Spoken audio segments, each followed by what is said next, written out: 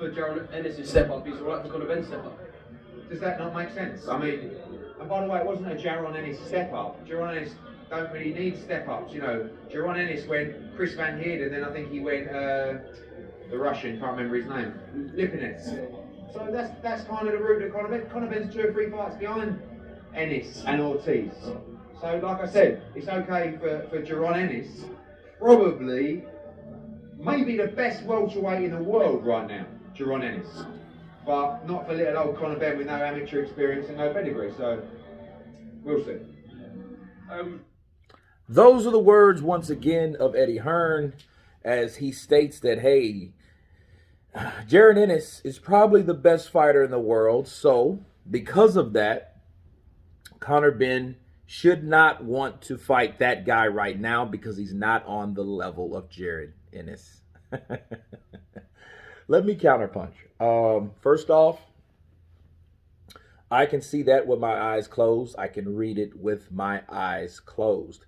What Eddie Hearn is doing is he is popping and propping up a fighter to avoid another fighter of his.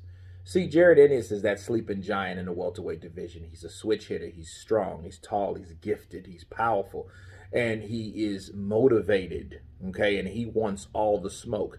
And it's not like he's just chasing these guys like Keith one-time Thurman used to do. You better not duck me, son. You better not duck me, son. He wasn't doing any of that. What he's doing is, okay, well, hey, if I'm mandatory and you don't want to fight me, give up the belt so I can fight somebody for it. So he's more pragmatic than any of these other guys that's just trying to hype up other, themselves by calling out other people that may or may not fight them at all. And Eddie Hearn knows it's like, well, no, I don't want to place and talk up and promote the idea of Jaron Ennis taking on Conor Benn. You know what I mean? And he just told him, like, hey, the best fighter in the world compared to a guy that's just starting, that has a name from the shadow of his father and trying to fight out of it, but has no huge amateur pedigree. Okay, so he's doing that real quick just to let everybody know, like, I do not want Conor Benn in there nowhere near Jaron Ennis.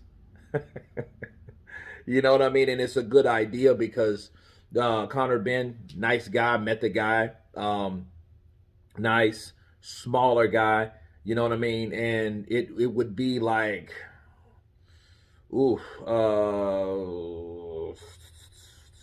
trying to think of somebody to compare Conor Benn to. It would be like,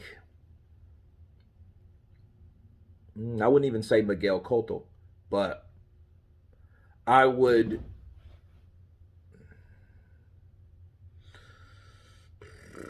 maybe no, because Gotti had more amateur pedigree. I mean, it would be like a smaller dog taking on a bigger one.